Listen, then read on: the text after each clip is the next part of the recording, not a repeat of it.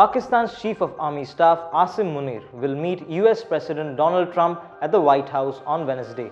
The private luncheon will be held in the cabinet room and no press access has been permitted. Interestingly, Trump called PM Narendra Modi on Wednesday morning, hours before his meeting with Munir, where the duo is said to have discussed the Pahalgam terror attack and Operation Sindoor. Foreign Secretary Vikram Misri said that the call was carried out at the request of the US President. Their conversation reportedly focused on the Pahalgam issue and Operation Sindoor, which Modi said still continues. The Prime Minister is also said to have informed Trump about India's new counter-terror policy, which is treating terrorism as an act of war and not proxy action. Modi is also said to have informed Trump that India has never accepted third-party mediation and will not accept such mediation in the future. However, no topics related to trade were addressed. The Foreign Secretary said that Trump extended an invitation to PM Modi. However, the Prime Minister could not accept the invitation due to prior commitments. President Trump invited PM Modi to meet during his visit to the US, but due to a pre-existing schedule, PM Modi was unable to accept the invitation. Both leaders agreed to meet in the near future, Misri said.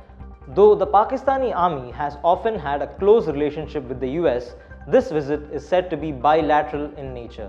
The Pakistani military leader is also expected to meet with Secretary of State Marco Rubio and Defense Secretary Pete Hegseth on his US trip, according to reports.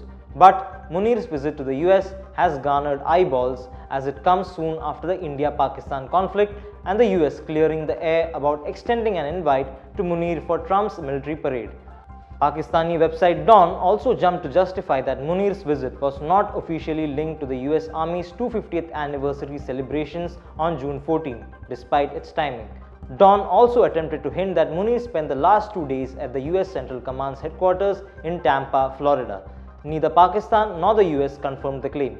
Though Pakistan claims the visit was purely bilateral, Islamabad is in a hurry to portray it as a diplomatic win, trying to compare it with US Vice President J.D. Vance's India visit. A Dawn report stated that during Vance's visit, many contrasted it with the apparent inability of the Pakistani delegation to secure a similar meeting, though India's sole focus was on its relations with the US. Despite all this false bravado, the conversation with Trump isn't going to be an enjoyable one for Munir, according to experts. Though the Army Chief aims to reinforce military and strategic ties with the US, Michael Kugelman, a Washington-based South Asia analyst, believes it will be complicated by the regional tensions. Kugelman told Dawn that the US wouldn't appreciate Pakistan condemning Israeli strikes and strengthening ties with Tehran, all the while trying to cultivate US support. For General Munir to be in the capital of Israel's closest ally and Iran's primary adversary at such a tense moment could lead to some uncomfortable conversations, Kugelman added. Interestingly, Munir during his US visit publicly supported Iran in an event with the Pakistani diaspora. Giving contrasting messages, Munir said Pakistan's clear and strong support was with Iran, while it also backed the US in de-escalating the situation. This balancing act may limit how fully US officials can engage with the visiting Pakistani delegation amidst the unfolding situation in the Middle East.